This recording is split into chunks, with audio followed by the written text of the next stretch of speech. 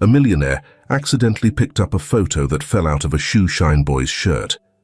When he looked at the photo, his mouth dropped open because the faint hum of the subway reverberated through the cavernous station, a mix of hurried footsteps, muffled announcements, and the faint metallic clatter of coins in a tin cup.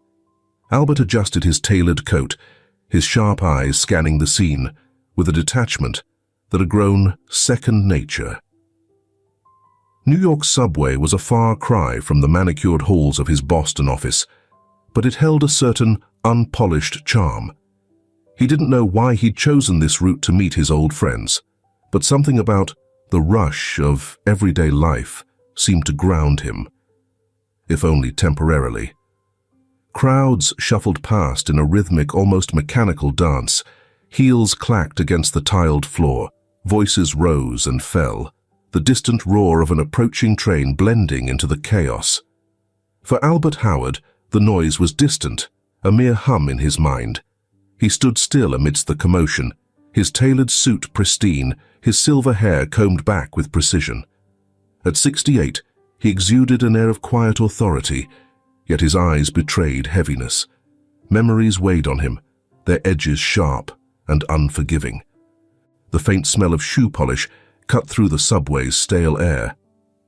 As he descended the steps, a small figure caught his attention. A boy, no more than 7, sat cross-legged by a pillar, a battered Shoeshine kit at his side. His clothes hung loose on his frame, the sleeves frayed, and the knees patched with mismatched fabric. The boy worked with an intensity that didn't match his age, his tiny hands moving rhythmically as he polished a stranger's shoes. His face, dirt-streaked but determined, carried an air of quiet resilience that tugged at something deep in Albert's chest. Albert lingered. The boy's posture was intent, shoulders hunched as he concentrated, but it was his face that held Albert captive. Although he had a rougher appearance from living on the streets, his features, such as his sharp cheekbones, tilt of the chin, and intensity of his eyes, were startlingly similar to Adam's at that age. A pang hit Albert squarely in the chest, a memory rising unbidden. Adam grinning, holding a baseball bat, his jersey too large for his frame. Albert's polished Italian loafers drew the boy's attention next. With a quick, practiced movement, the boy stood, his hazel eyes locking onto Albert's. "Shoeshine, mister?" His voice was light, but his tone carried a gravity that suggested he wasn't asking, but imploring. Albert hesitated, then nodded, extending his polished leather shoes. "Sure. Go ahead." The boy moved quickly, brushing the surface of the shoes with a practiced hand. His small fingers dug into a tin of polish, spreading it evenly. There was no chatter, no forced charm, just the efficient movements of someone who worked to survive. Albert watched, his thoughts spinning. "You're good at this," Albert said, his voice softer than usual.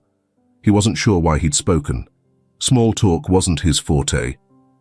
The boy glanced up briefly. "Been doing it a while," he replied, his tone clipped, almost dismissive. Then, more quietly, he added, "Gotta eat." Albert nodded, unsure how to respond. As the boy worked, Albert noticed something fall from his pocket, a small, creased photograph. The boy didn't seem to notice, engrossed in his task. Albert bent to pick it up, intending to return it, but the image stopped him cold. His breath hitched. The photograph showed a younger Adam, unmistakably, with his lopsided grin and confident stance. Beside him stood a young woman, her face unfamiliar, her smile bright and open. "Where did you get this?" Albert's voice was quiet, but firm. The boy froze, his hand stilling on the shoe. Slowly he looked up, his face tense. "It's mine," he said, his voice edged with defiance. Then softer. "Why?" "Who are they?" Albert asked, though he already knew one answer. His grip on the photo tightened slightly, the edges crinkling under his fingers. The boy's gaze darted to the photograph, then back to Albert. He shifted, uncomfortable. That's my dad, I think. And my mum. People say her name was Shirley. She died when I was born. Albert's heart sank. And your father? He pressed, his voice faltering slightly. I don't know, the boy admitted. She never told me. Just left the photo behind. His voice carried an edge of defensiveness, as though he expected to be accused of lying. That's all I got of him. Albert stared at the photograph again, his thoughts tangling. 7 years had passed since Adam's death, yet here was this boy, a stranger, holding a piece of his son's life. The boy resembled Adam, not just in features, but in his quiet determination, his grit. What's your name? Albert asked, his tone gentler now. Justin, the boy replied. His eyes narrowed slightly. Why are you asking so many questions? Albert hesitated, unsure how much to reveal. You remind me of someone, he said simply. And this photo, it's important. Justin's small frame tensed. He straightened, clutching the polished rag tightly, his face unreadable. Lightly he whispered, Because the man in this photo, your father, he's my son. The words hung heavy in the air. The dim lighting of the subway station did little to soften the sharpness of Justin's features as he sat across from Albert on a bench pushed to the side of the bustling platform. Justin fidgeted, his fingers curling protectively around the shoe kit balanced on his lap. His eyes darted to the ground, then back up to Albert, gauging him with a wariness that spoke volumes. What do you want to know? Justin asked, his voice steady, but lacking the sharpness it had earlier. Albert studied him, careful to keep his expression neutral. I'm curious about you. Where do you live? Who takes care of you? Justin scoffed, leaning back slightly, as if distancing himself from the questions. I don't live anywhere.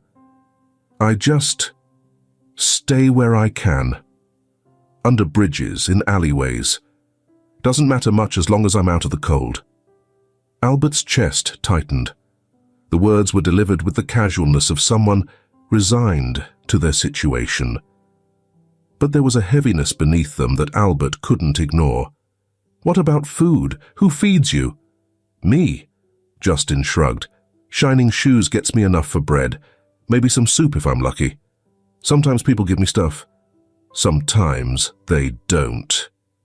Albert pressed his lips together, stifling the wave of emotion that threatened to rise. He didn't want pity to cloud his judgment or insult the boy's dignity. Instead, he focused on the photo Justin had tucked back into his pocket, the tether between them. He decided to tread carefully. And that photo. Albert began slowly. You said it's your parents? Justin hesitated, his hand tightening around the edge of his shoebox. Yeah, that's my mum and I think that's my dad. His voice dropped slightly, the last word tinged with uncertainty. But I don't really know him. Your mum? Shirley, right? What was she like? Albert asked, leaning forward slightly. For the first time, Justin's guarded expression softened. I don't remember much, he admitted. She died after I was born. That's what the people at the shelter told me. They said she was nice but tired, sick from something, I guess. They didn't talk about her much. He hesitated, his gaze fixed on the ground. The photo's all I have of her. It's all I know. Albert felt the weight of the boy's words settle over him like a heavy coat. He wanted to press further, but the brittle edge to Justin's voice held him back. Instead, he shifted the focus to Adam, the man in the photo, whose presence loomed larger than life in Albert's mind. And your dad? You said you think that's him in the picture. What makes you say that? Justin shrugged again, his eyes narrowing as if recalling fragments of overheard conversations. They used to talk about someone named Adam. Not much, but enough. I always think why he doesn't come to find me if he is my father. He paused, his fingers tracing the edge of his kit absent-mindedly. No one else can compensate me. It has to be him. Albert's hands tightened into fists, but he hid them in his coat pockets. He wanted to reach out to confirm what Justin likely already knew in his heart. But how could he, when the truth came with a flood of guilt and regret? He took a deep breath, steadying himself. "You're sure about his name?" Albert asked carefully. "Adam?" Justin nodded, his gaze steady now. "That's all I've got. No last name, no stories. Just that name and this photo." He let out a small, hollow laugh. "I don't even know if he's alive. Maybe he's like her. Gone." Albert's stomach churned at the words, the boy's innocence and resilience clashing against the harshness of his reality. He wanted to tell Justin the truth, to say that Adam was gone, but not in the way Justin imagined. But it wasn't the time. Not yet. "I might know someone who can help you," Albert said after a long pause, his voice measured. "Someone who might know more about your father." Justin tilted his head, suspicion flashing in his eyes again. "Why would you help me?" Albert hesitated, caught off guard by the question. "Let's just say, I think your story is one worth hearing, and I think I can help." The boy studied him for a long moment, the silence between them thick with unspoken questions. Finally, Justin nodded, the slightest crack in his defenses beginning to show. "Okay," he said simply, "but don't make promises you can't keep." Albert smiled faintly, though his chest still felt heavy. "I won't." Albert looked down at Justin's diminutive frame as they stood and started to move toward the exit, which was a burden that no child should have to bear. The boy didn't know it yet, but Albert had already made up his mind. Justin deserved answers. He deserved more than this life had given him, and Albert would do whatever it took to provide them. "Let's get you something to eat," Albert said softly, his hand hovering protectively near the boy's shoulder. Justin didn't reply, but the faintest flicker of relief crossed his face. Together, they stepped into the streets of New York, their journey just beginning. The rhythmic clatter of the train filled the silence between them. Albert sat stiffly, his hands folded neatly in his lap, staring out the window at the fading skyline of New York. The faint glow of the city lights flickered across his face, but his mind was elsewhere. Justin sat beside him, clutching his Shoeshine kit like it was the only thing tethering him to reality. His small feet barely touched the floor, and every now and then his wary eyes darted toward Albert. Albert had cancelled his dinner plans with his old friends with a few curt words and a hasty apology. He wasn't sure why. It wasn't like him to be impulsive, but something about Justin made everything else feel trivial. The call had been short, the excuse vague, but his friends would understand, or at least he hoped they would. The boy shifted beside him, breaking Albert's reverie. "So, why'd you change your plans?" Justin asked, his voice cautious but curious. Albert turned his gaze to him, noting the boy's thin frame silhouetted against the soft light of the train car. "Something more important came up," he said simply, avoiding the weight of explanation. Justin's fingers tightened around the handle of his kit. He glanced down, his expression unreadable. "I don't need looking after," he muttered, though his voice lacked conviction. Albert studied him for a moment, the defensiveness in his tone stark against the vulnerability in his posture. "Everyone needs help, sometimes," Albert said quietly, turning his gaze back to the window. "Even me." Justin didn't reply. He just stared at the Shoeshine kit in his lap, his lips pressing into a thin line. The train rumbled on, the sound filling the gap in their conversation. Albert's thoughts drifted, unbidden, to Adam. He could almost see his son sitting where Justin was now, all sharp angles and boyish defiance. Adam had been full of life, always moving forward, always brimming with ideas and plans. And yet, he'd kept so much hidden. Too much. Albert swallowed hard, pushing the memories aside. There would be time for that later, once he was sure. The train lurched slightly and the lights overhead flickered. Albert sat back, exhaling slowly. He didn't push further. He knew better than to force trust. It had to be earned. And for Justin, that would take time. He could wait. They rode in silence for a while longer, the cityscape giving way to open fields and dark stretches of forest.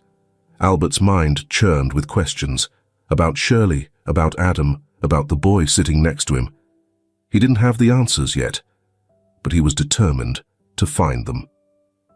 As the train pressed on toward Boston, Albert allowed himself a brief moment of hope.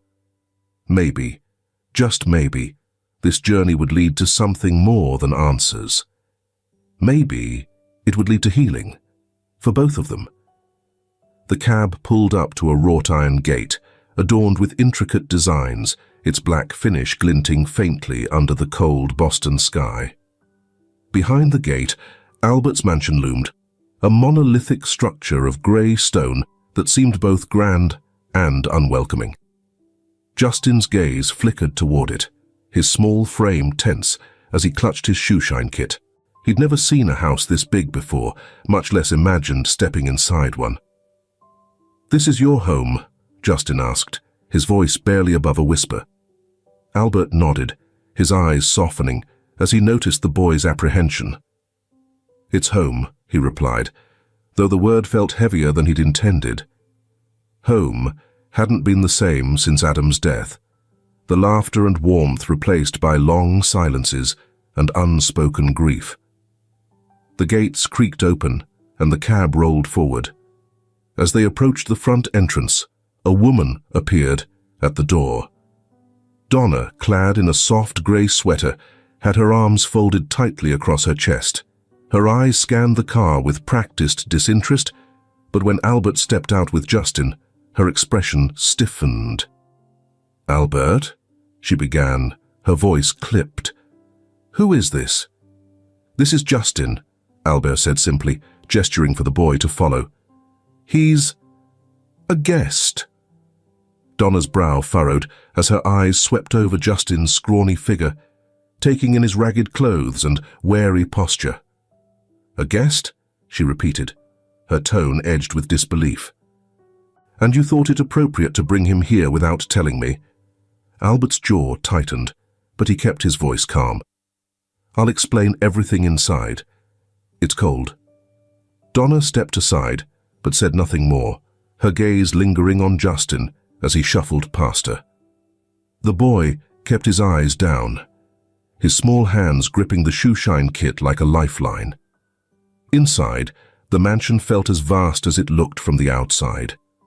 High ceilings and marble floors gave way to grand staircases and long hallways adorned with muted paintings.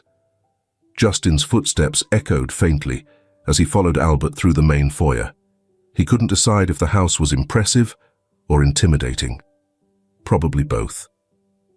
"Sit here," Albert said, guiding Justin to a plush armchair near the fireplace.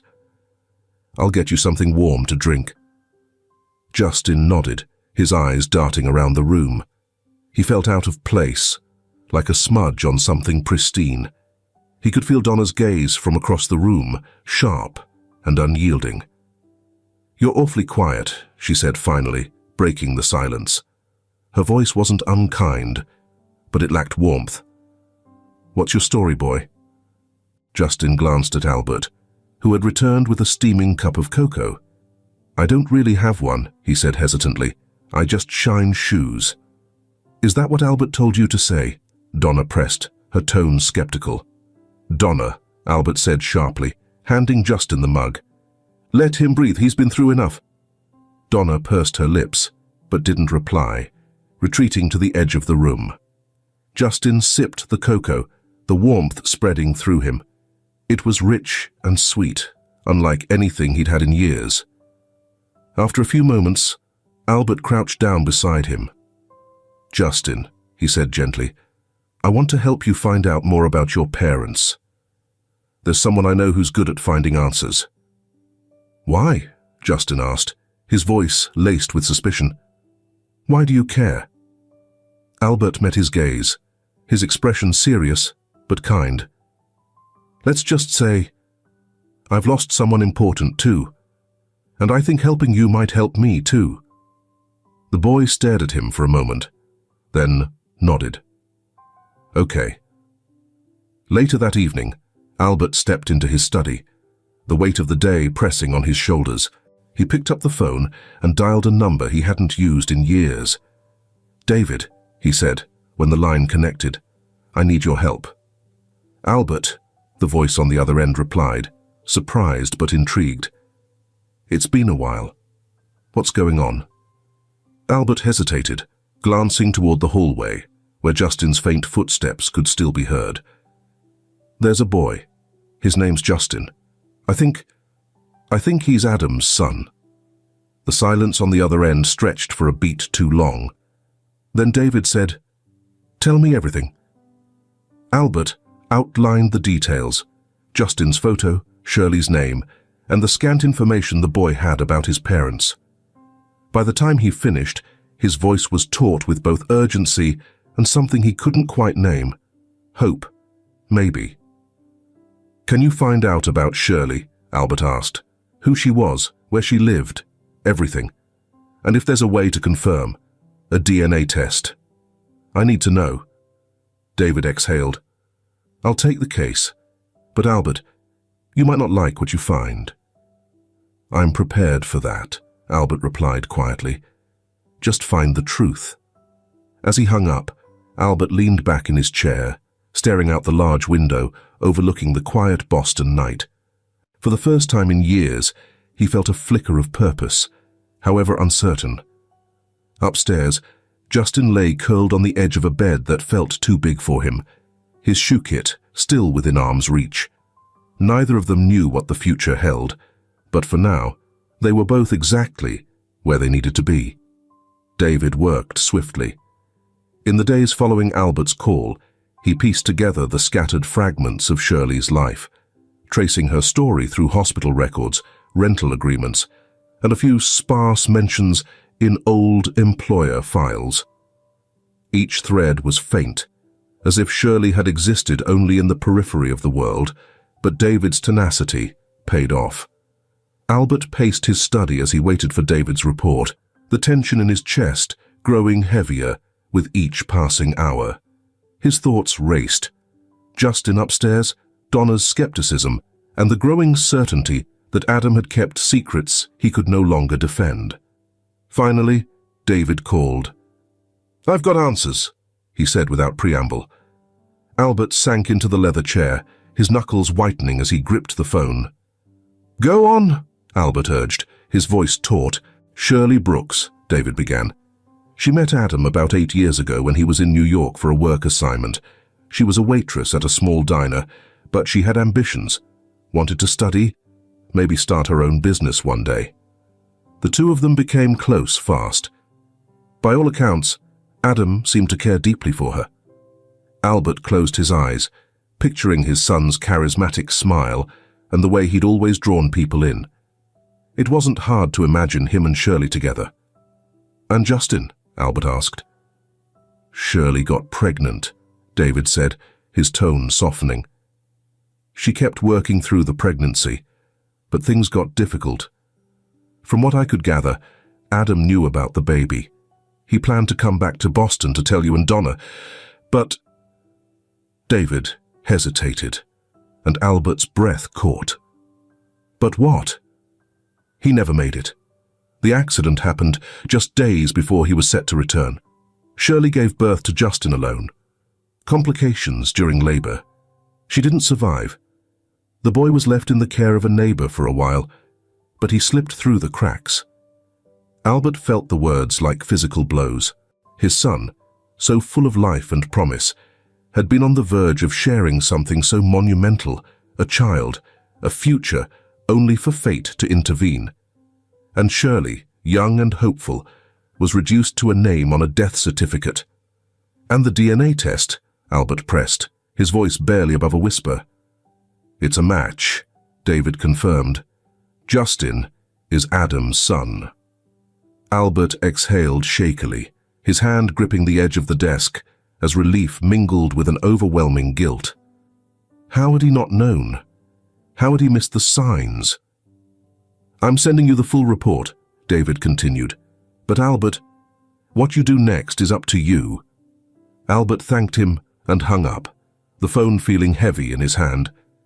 He stared at the framed photo of Adam on his desk, taken during a family trip years ago. Adam's easy grin seemed almost mocking now, as if to say, "You missed this, Dad. You didn't see me." Later that evening, Albert sat in the dim light of the sitting room, the report spread before him. Justin was asleep upstairs, his small body curled into a corner of the massive guest bed. Albert hadn't told Donna yet. He wasn't ready. How could he explain that their son had left behind not just a legacy, but a living, breathing connection to the life he never got to finish? But he knew Donna deserved the truth. She had to know, even if it shattered her fragile sense of peace. That evening, Albert found Donna in the sitting room, her knitting needles clicking softly as she worked on a project she'd started and abandoned months ago.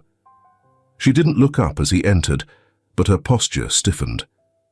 "I need to talk to you," Albert said, his voice calm but firm. Donna set the knitting aside, her gaze wary. "What is it?" "It's about Justin," he began, sitting across from her.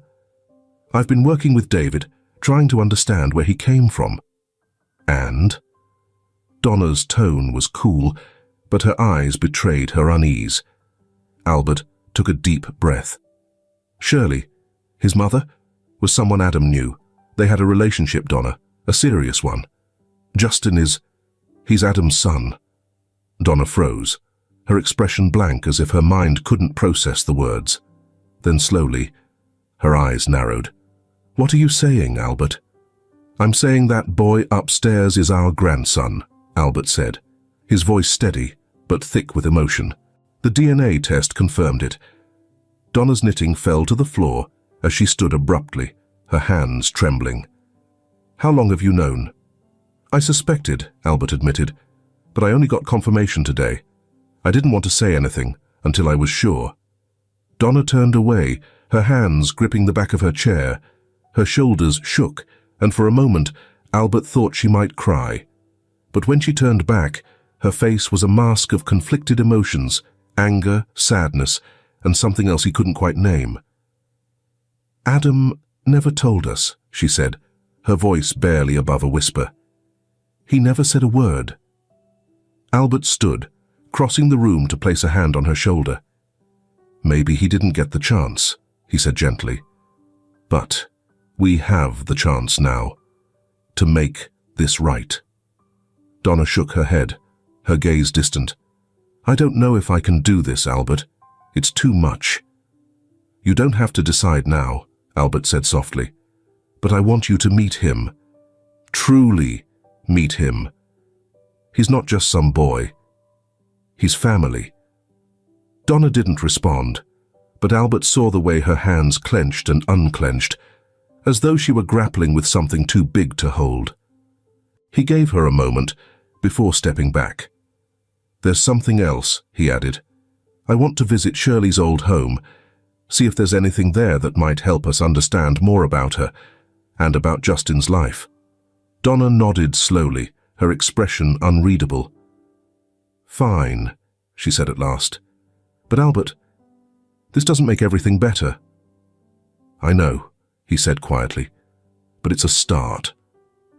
As Albert left the room, he felt the weight of the truth settle over him. Upstairs, Justin sat cross-legged on his bed, flipping through the same worn photo of Adam and Shirley.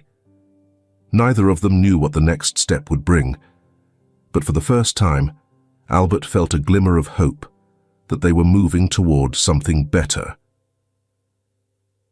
Albert sat at the breakfast table, the report David had sent lying folded in his lap. Across from him, Justin munched on a piece of toast, his eyes darting around the ornate dining room as though he were still trying to map out its enormity.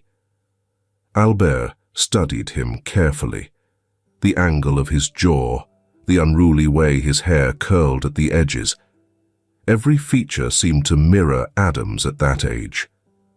"Justin," Albert began softly, setting his coffee cup down.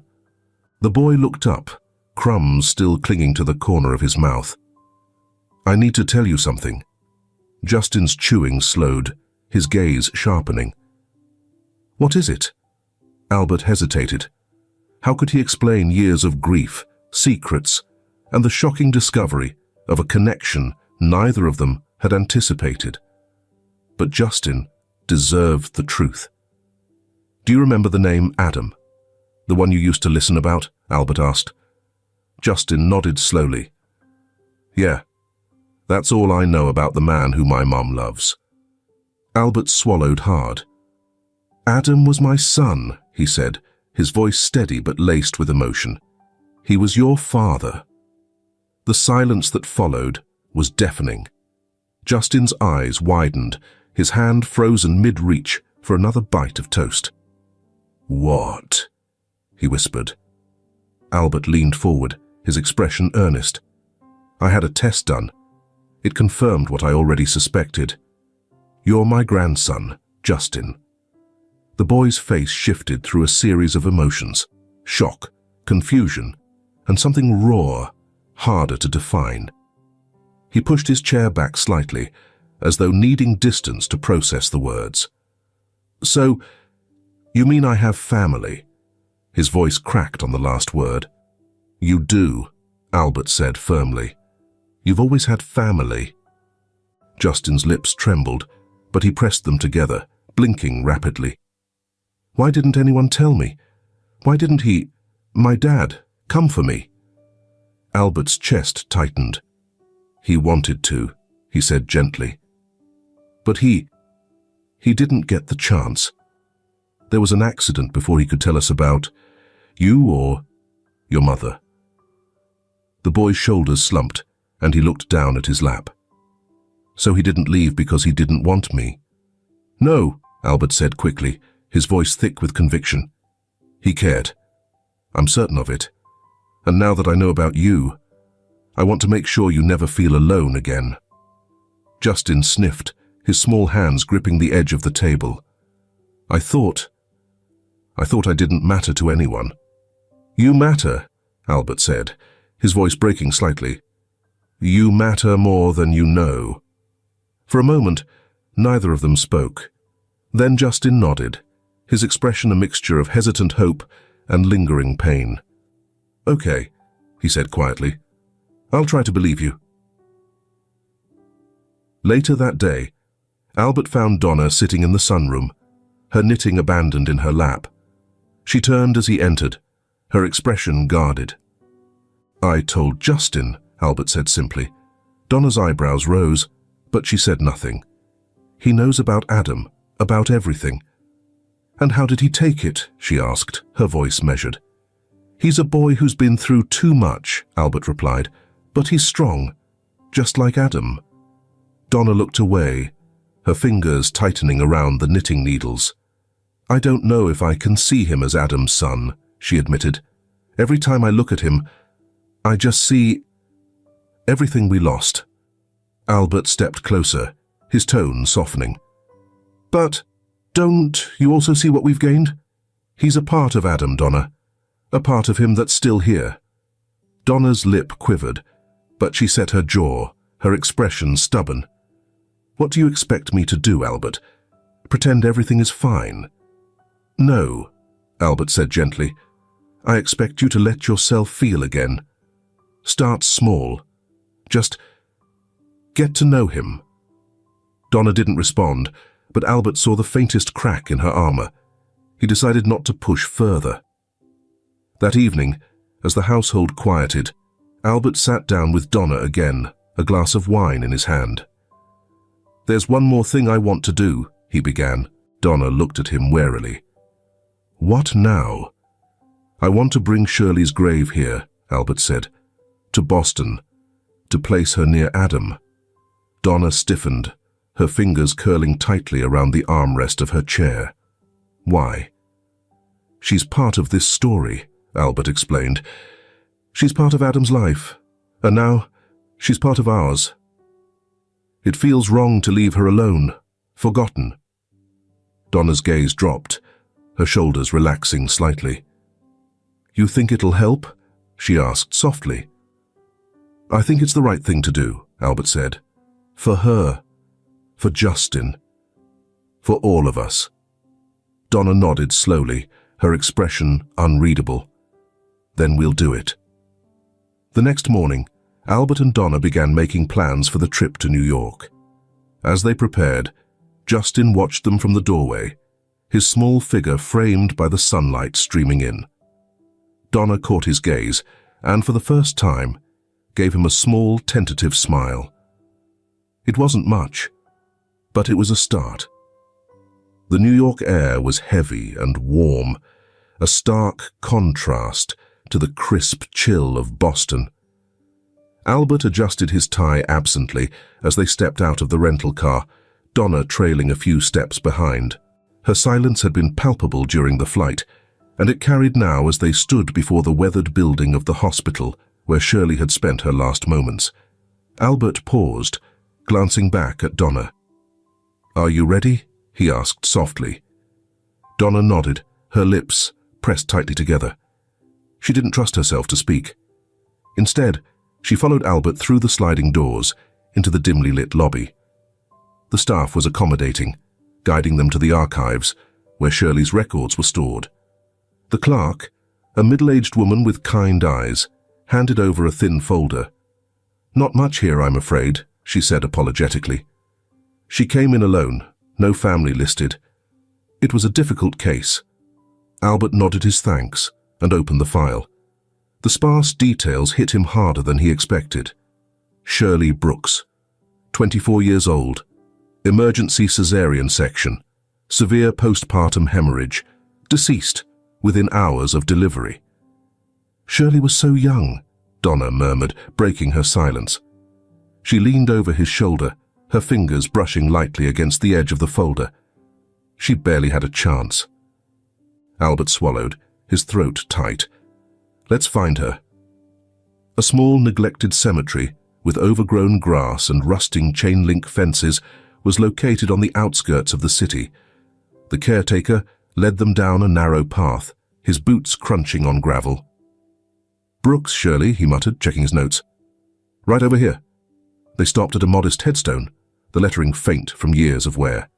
It read simply, "Shirley Brooks, 1993-2017.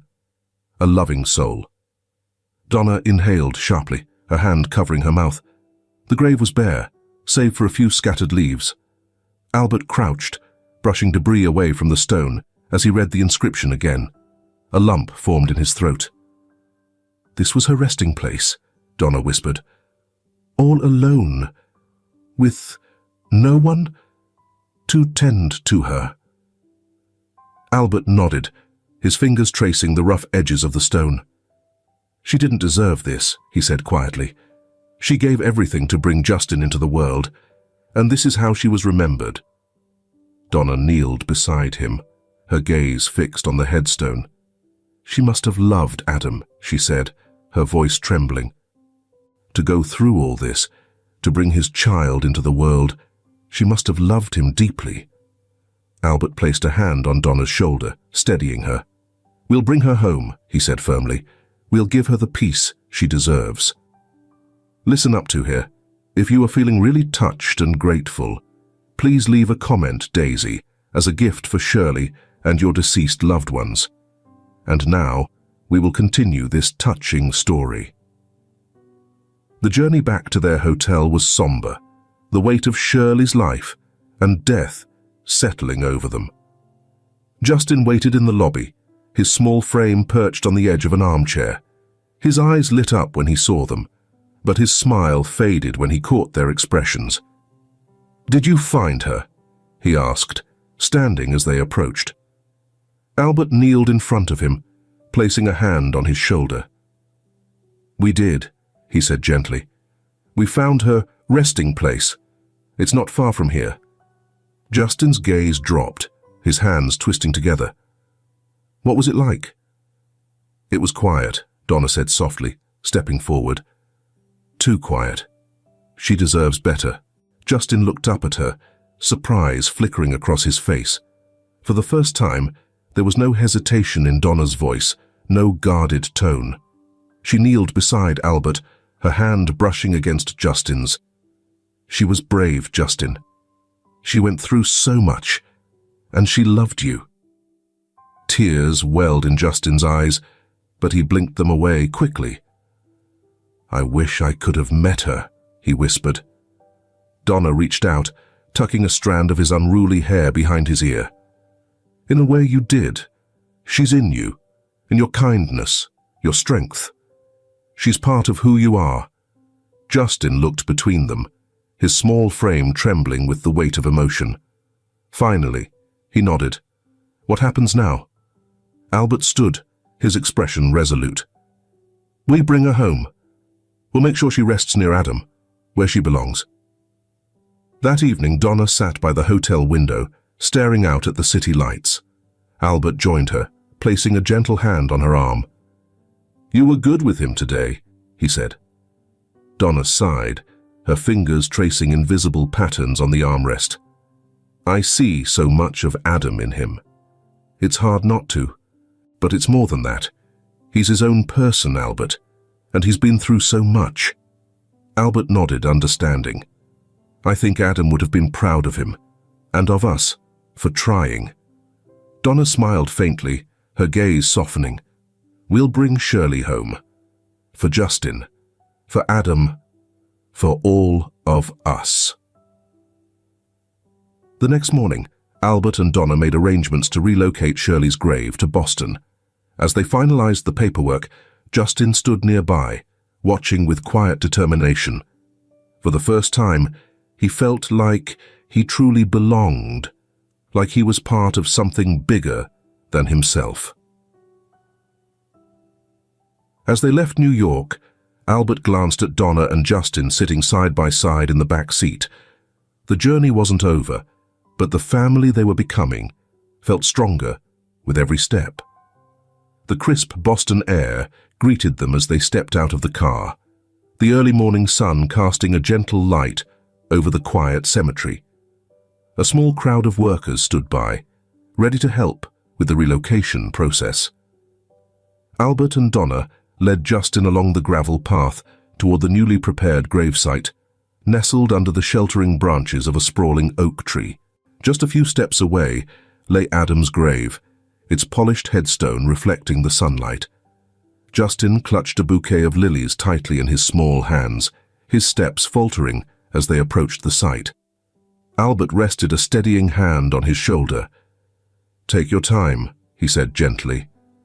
The workers began their solemn task, carefully placing Shirley's ashes into the freshly dug spot. It was a delicate process, one that spoke of respect for the life she had lived and the sacrifices she had made. The atmosphere was heavy with silence, broken only by the soft rustle of leaves and the faint scrape of tools against the earth. As the workers stepped back, their task complete, Albert motioned for Justin. "Go ahead," he encouraged. "Say what's in your heart." Justin hesitated, staring at the simple wooden cross that marked Shirley's temporary resting place. He stepped closer, his small figure dwarfed by the enormity of the moment. Taking a deep breath, he kneeled by the grave, placing the lilies at its base. "Hi, Mum," Justin said softly, his voice trembling. "I didn't know you, but I think about you all the time. I know you must have loved me, because you gave me everything you had, even if it meant you couldn't stay. I'm sorry you were alone for so long, but you're not alone anymore." His voice broke, but he pressed on. "I'll make you proud, I promise. I'll be someone you can look down on and smile. And I'm not alone now either. I have a family. Grandpa and Grandma are taking care of me. You gave me that." Donna's breath caught as she watched Justin, his words raw and honest. She felt a pang deep in her chest, a pain that wasn't grief, but something gentler, something warmer. She reached for Albert's hand, squeezing it tightly as tears streamed down her face. Justin stood slowly, wiping his eyes with his sleeve. He turned to Donna and Albert, his expression a mixture of sadness and newfound determination. "Thank you," he said quietly, "for bringing her here." Albert nodded, his voice thick with emotion. "It's where she belongs, with Adam, and with us." The three of them stood in silence, their gazes fixed on the graves of Shirley and Adam, side by side at last. The symmetry felt right, as though a fractured story was finally being pieced together. After a while, Donna stepped forward. She knelt beside Shirley's grave, her fingers brushing lightly against the headstone. "I wish we'd met," she said softly. "You must have been an incredible woman to do what you did for Justin and for Adam. I promise we'll take care of him. We'll love him the way you would have." Justin's eyes widened slightly as he watched Donna. Her voice carried a warmth he hadn't heard before, a sincerity that reached beyond her words. For the first time, he felt a connection with her, not just as someone sharing his grief, but as someone who truly cared for him. Donna turned to him, her gaze tender. "You're a remarkable boy, Justin," she said, her voice trembling. "And I'm so proud to call you my grandson." Justin froze, the words settling over him like a soft blanket. He had spent so long convincing himself that he didn't need anyone. That family was just a word people used. But here it was, offered freely, with no strings attached. A family. His family. "Thank you," he whispered, his voice barely audible. Donna rose and pulled him into an embrace, her arms wrapping tightly around his small frame. For a moment, Justin stiffened, unused to the sensation. But then he melted into her warmth, his tears soaking into her coat. Albert stepped forward, placing a hand on both their shoulders, his own eyes glistening. As the sun dipped lower in the sky, they lingered by the graves, sharing stories and quiet moments of reflection. It wasn't just a goodbye to Shirley. It was a celebration of her life, her love, and the legacy she had left behind. By the time they left the cemetery, something had shifted between them. The unspoken barriers that had kept them apart were falling down, and a bond born of love and loss was starting to form. Donna held Justin's hand as they walked back to the car, her touch steady and reassuring. For the first time, their family felt whole. Not perfect, not without scars, but whole. And for Justin, that was more than enough. The sound of silverware clinking against porcelain filled the dining room as Justin tentatively cut into his pancake, glancing around the table. It had been a month since Shirley's grave was relocated, and life in Boston was beginning to feel different. For once, the house wasn't just a cold expanse of marble floors and silent hallways. It felt alive. Albert sat at the head of the table, flipping through the morning paper, but his eyes drifted often to Justin. Donna sipped her coffee quietly, her demeanor softer than it had been in years. She reached for the butter dish, nudging it toward Justin without a word, and he looked up in surprise. "Go on, eat up," she said, a faint smile tugging at her lips. "You'll need energy for school today." "Thanks," Justin mumbled, still adjusting to the idea of someone caring about his meals. The school part was still surreal to him.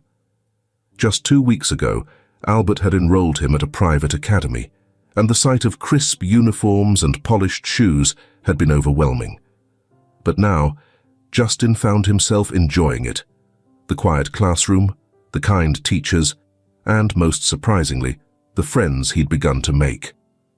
Later that afternoon, Justin stood in the garden, watching a squirrel dart across the grass. Donna appeared behind him, a basket of freshly picked flowers in hand. "Do you like the garden?" she asked, placing the basket on a nearby bench. Justin nodded. "It's peaceful here." Donna sat beside him, arranging the flowers with careful precision. "Adam loved this garden," she said after a moment. "He used to play here for hours when he was your age." The candor in her voice surprised Justin, who turned to face her. "What was he like?" Donna smiled faintly, her hands pausing over a bloom. "He was adventurous, always running, climbing, and finding trouble in the most unexpected places. He had a laugh that could light up the whole house." Her voice grew quieter. "You remind me of him sometimes. The way you tilt your head when you're thinking, or how you always seem to notice the small details others miss." Justin's throat tightened. "I wish I'd known him." Donna reached out, placing a hand on his shoulder. "In a way you do. He's a part of you, Justin, and you're a part of us now." The warmth in her voice settled over Justin like a comforting blanket. He didn't respond, but his small nod said enough. Evenings in the mansion had changed too. Albert no longer retreated to his study the moment dinner was over.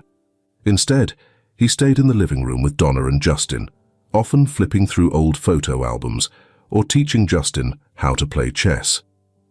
One night, as Albert leaned back in his armchair after a particularly long game, he watched Justin carefully line up the chess pieces for another match. "You're settling in well," Albert said, his voice tinged with pride. Justin looked up, a shy smile spreading across his face. "Yeah, I guess I am." Albert folded his hands, his expression softening. "You've brought a lot of light into this house, Justin. More than I think you realize."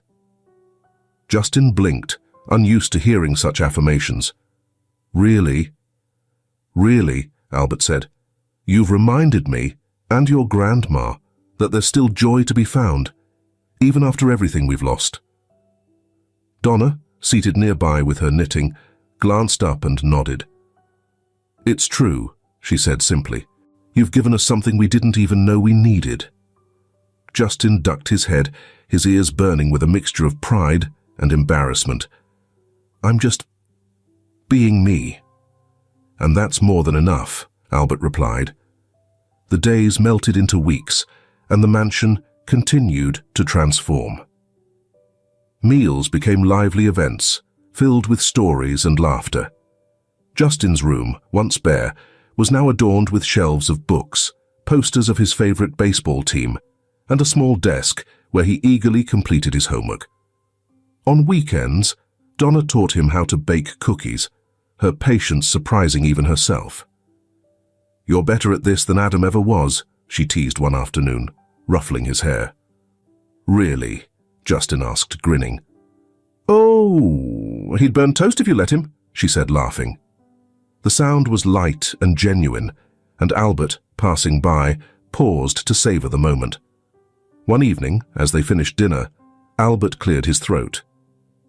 "There's something we need to plan," he announced, his tone deliberately casual. Donna raised an eyebrow. "What's that?" "Justin's birthday," Albert said with a smile. Justin blinked, caught off guard. "You don't have to do anything big," he said quickly, his voice tinged with hesitation. "I'm not used to—" "Nonsense," Donna interrupted, her voice firm but warm. "It's your first birthday with us, and we're going to celebrate it properly." Justin looked between them, his chest tightening. He couldn't remember the last time anyone had cared about his birthday, let alone planned something for it.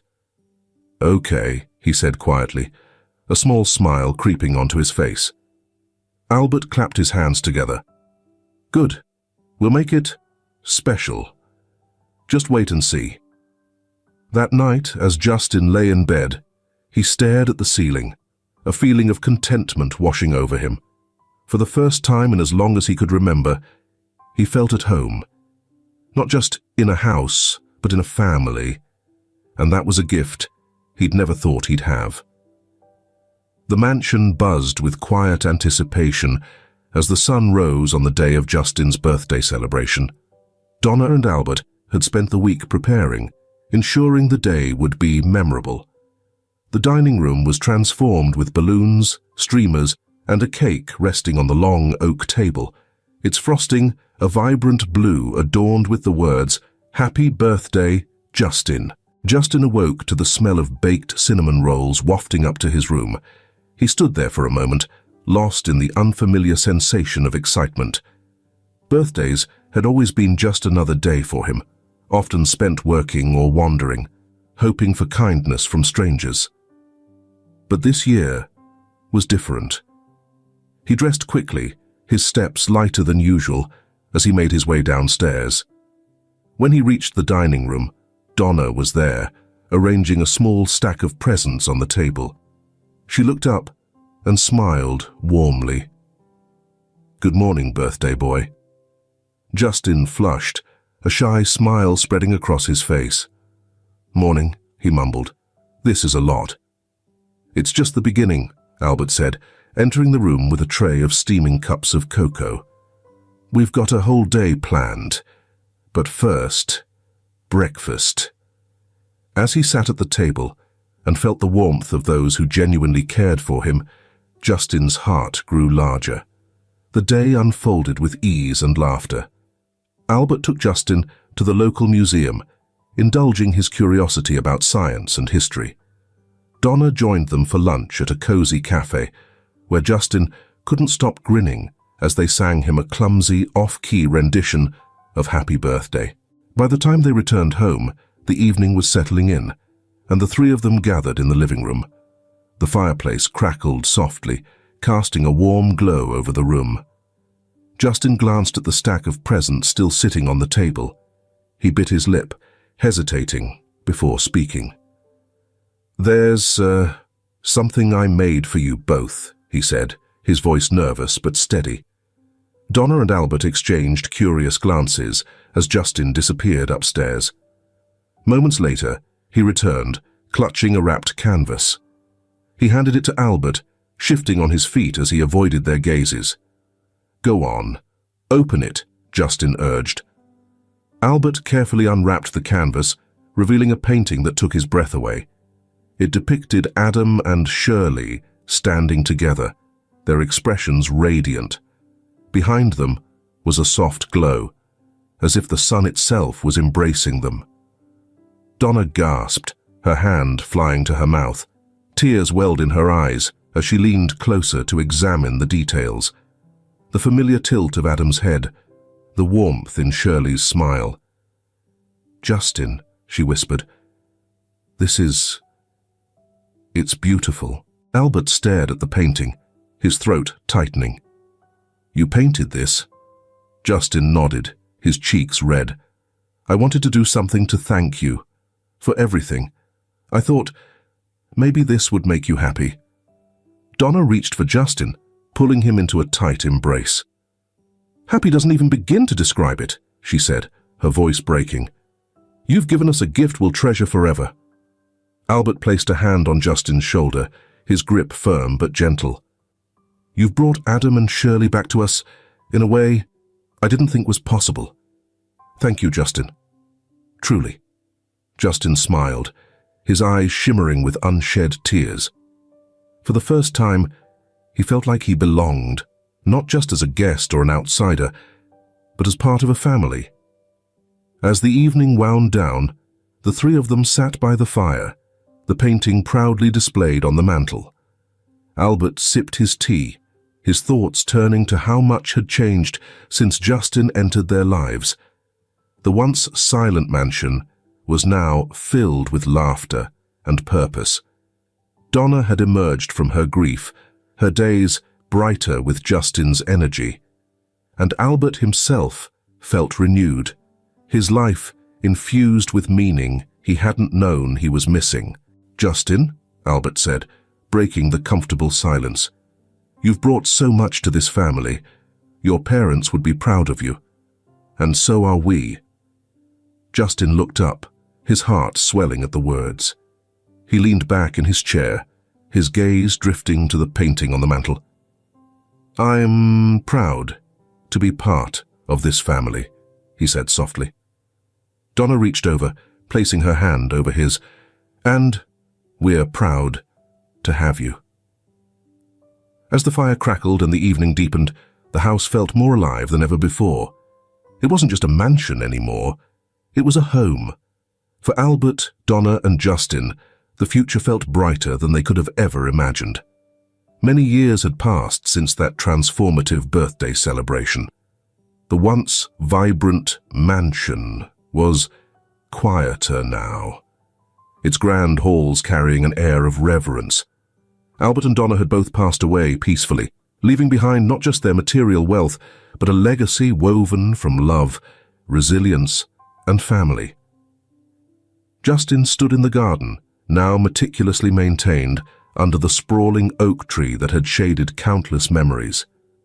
He was no longer the shy, uncertain boy who had clutched his Shoeshine kit as if it were his lifeline. He had grown into a confident young man, with a presence as steady and strong as the family that had nurtured him. The mansion now served a different purpose. With the wealth he inherited, Justin had transformed it into the headquarters of the Legacy Foundation, an organization dedicated to reuniting families and providing homes for orphaned children.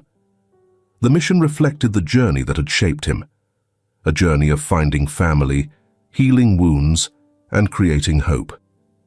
Justin's fingers brushed across a framed photo of Albert and Donna that sat on the desk. Their smiles were warm, and their presence was still a steadying force in his life. "I hope I'm making you proud," he murmured. The Foundation's headquarters were a hub of activity that day. The building was modest but inviting, its walls lined with photos of families reunited through Justin's efforts. A group of volunteers sorted through case files, while children laughed and played in a brightly lit room nearby. Justin walked through the space, greeting staff and checking in on the families they were assisting. One young boy, no older than 7, caught his attention. The boy sat quietly at a table, sketching something on a piece of paper. Justin approached, crouching down beside him. "What are you working on?" he asked, his tone gentle. The boy hesitated, then held up the drawing. It was a family, a father, mother, and child, holding hands under a tree. "Do you think I'll find them?" the boy asked, his voice tinged with hope and uncertainty. Justin smiled, recognizing a glimmer of his younger self in the boy's eyes. "I do," he said, "and until you do, we'll be here for you." The boy's face lit up, and Justin felt a familiar warmth in his chest. Every success, every family reunited, was a reminder of how far he'd come, and how much he still had to give. Later that afternoon, Justin made his way to the cemetery. The air was cool, and the sunlight filtered through the trees, casting dappled shadows on the ground. He carried 2 bouquets of flowers, one for Adam and Shirley, the other for Albert and Donna. He stopped first at Adam and Shirley's graves, their headstones standing side by side. The inscriptions were simple but poignant, capturing the essence of the lives they had lived. Justin knelt, placing the flowers gently at their base. "Hi, Mom. Hi, Dad," he said softly. "I've been thinking about you a lot, about everything you went through and everything you gave up to give me a chance. I hope I've made you proud." He paused, his gaze steady on their names. Grandma and Grandpa. They gave me so much. They showed me what family really means. I wouldn't be here without them. Or without you. Standing, he turned toward Albert and Donna's graves a few steps away. Their headstones were etched with messages of love and remembrance. He placed the second bouquet carefully, his heart swelling with gratitude. "I'll carry on what you started," he said. "Your love, your kindness. It's going to live on. I promise." As Justin walked back to his car, he allowed himself a moment to reflect. The mansion was no longer just a home. It had become a symbol of his journey, from a lost boy in a subway station to the man he was today. The Foundation, with its mission to heal and unite, was his way of ensuring that no child would feel the loneliness he had once known. That evening, Justin returned to the Foundation's headquarters. The staff had gathered to celebrate their latest success, a young girl reunited with her long-lost brother. The room was filled with joy, the kind that reminded Justin why he had chosen this path. He stood at the edge of the room, watching as the siblings embraced. He briefly experienced a pang of longing for Adam, Shirley, Albert, and Donna, but it quickly gave way to a strong sense of fulfillment. They had given him a foundation of love and strength, and he was honoring it in the best way he knew how. A volunteer approached him holding a clipboard. "Justin, there's a new case we'd like you to review. It's a tough one, but we think we can help." Justin took the clipboard, scanning the details. He nodded, his determination clear. "Let's get to work." As he looked around the room at the smiles and the laughter, he felt a quiet sense of peace. His struggles had shaped him, but they didn't define him. Instead, they had become the foundation for something greater, a legacy of love that would endure long after him. With a faint smile, Justin walked toward the center of the room, ready to lead the next chapter of his journey. If this film touches your heart, leave your mark with a like, and don't forget to subscribe to our channel to explore more meaningful stories with us. Share your feelings with us and tell us your own stories. Every word you share is a building block that helps create our strong and enduring community. Together, we'll create a warm space where everyone can share and connect. Finally, don't miss the incredible stories coming your way soon. We're always here to bring you the best selections, full of deep values yet entertaining. See you there.